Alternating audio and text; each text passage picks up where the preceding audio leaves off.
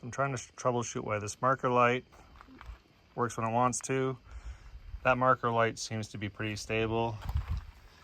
This one has given me an error with the flashing light a few times.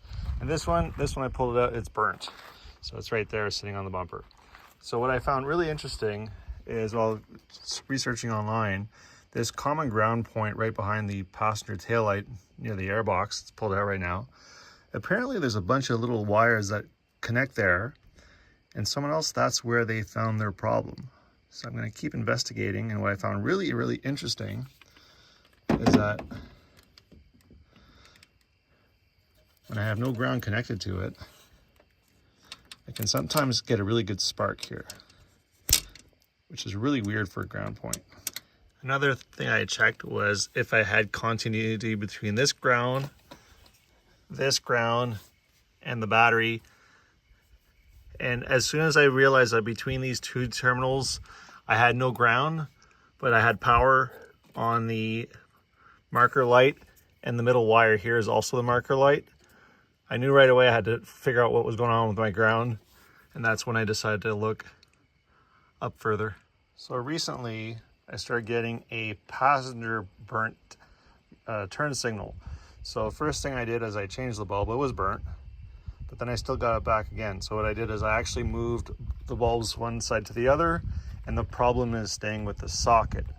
Hence why I'm doing all this other troubleshooting. And with the 4-ways on, it does flash just really, really poorly. So there's definitely an issue with the ground going to that lamp.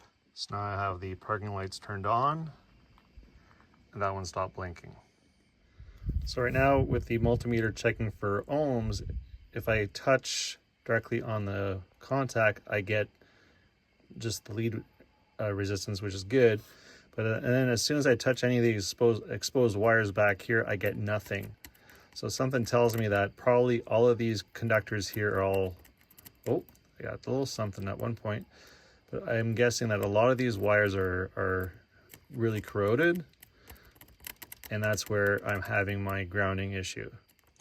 You be the judge, but it sure looks like all the ground points that go from those 4 or 5 little grounds to that big terminal, they're all broken.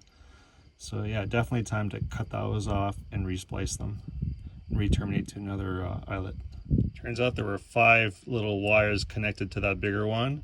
So with everything shorting out, what happens? Oh, this one is back on.